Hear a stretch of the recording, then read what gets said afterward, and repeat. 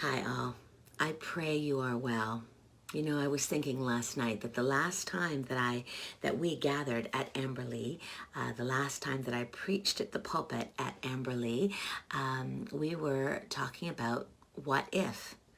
It was in part 5 of our sermon series called 2020 Vision, You in 5 Years.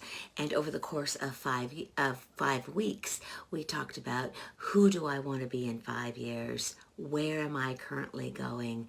Why is it so hard to change? How do we make the change? When do we make those changes? And then we talked about what? Not so much what, but what if, right? What if our plans don't go as we planned? What if life happens differently than we thought? Well, sitting here today, it seems like the what if has happened. You know, who would have imagined as we began this new year in 2020 that we would be in a situation like we find ourselves in today? If you recall, and maybe if you weren't or haven't heard the sermon series, you might want to check out the sermon audio on our website. But we talked about Mary and Martha. And Jesus went to his friend's house for dinner, and Mary sat at the feet of Jesus while Martha was likely banging pots in frustration because her sister wasn't helping her prepare the meal. And Jesus says something so profound, so remarkable. It's taken from Luke chapter 10, verses 38 to 42. This is taken from the Message. Listen to what it says. Martha, dear Martha, you're fussing far too much and getting yourself worked up over nothing. One thing only is essential. And Mary has chosen it. It's the main course, and it won't be taken away from her. What did Mary choose? She chose to prioritize time at the feet of Jesus, to listen to what Jesus says, to build and strengthen a relationship so rich, so strong, that no matter what happens, like a global pandemic, that her relationship with Jesus cannot be taken away. And some of us in this what if season have found ourselves with some extra time. Take advantage of it. Spend time with God while at home. Build your relationship with the God that loves and protects and provides for you in ways that you may not even realize. Message me for resources for you if you're a couple and you would like marriage resources, or for families, for family resources, for seniors. There are so many amazing resources out there that are available. Please message me, and I'd love to connect you with those. But take time. Take time to pray for those who have, in this what if season, found themselves exceedingly busy, working to keep us safe. Take time to pray with, by yourself and with your family. Pray for our healthcare workers, for our doctors and our nurses.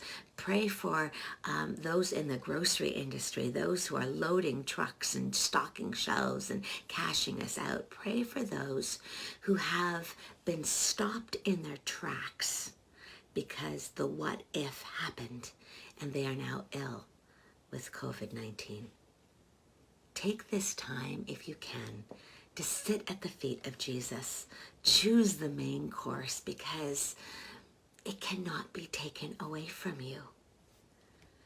You know, I miss being at the church.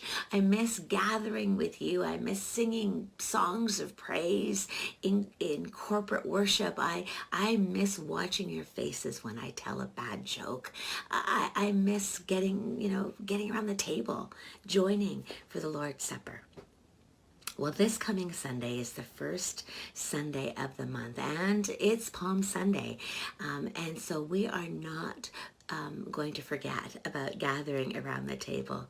The what if has happened, and we will not allow that to sidetrack our relationship with Jesus. So we're going to do things a little differently. In preparation for Sunday, I would ask you to look in your kitchen for a small piece of bread or a cracker. If all you have are fishy crackers, that's totally okay. And then also a small amount of grape juice. If you prefer red wine, that's fine. Anything will be fine. Please don't go out to the grocery store and buy anything special. It's not necessary. These are symbols, and God understands. So here's what we're going to do. I'm going to finish up part 4 of our sermon series on miracles. And then in addition, I'm going to lead us through communion. So gather everyone who wants to take part around the screen, and let's take communion together. The message will be recorded, so if you need to pause to get a few more fishy crackers because the kids already ate them before they needed to, or we were going to do it together, but they ate them, no worries, pause, and then we can take communion. Let's approach this with reverence and humility, and we do this to remember, right? We do this to remember the love that God has shown each one of us. We do this to remember that God is still in charge. Then, after that, would you please, if you are able, join us on Zoom for our coffee hour. It's been growing each week. It's been so fun to see your faces.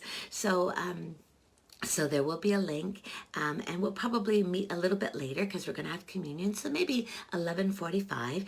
Just pop on Zoom, join us for our coffee hour, and let's chat and catch up because I miss you all so very much. I can't wait to see you. And until then, God bless you and be well.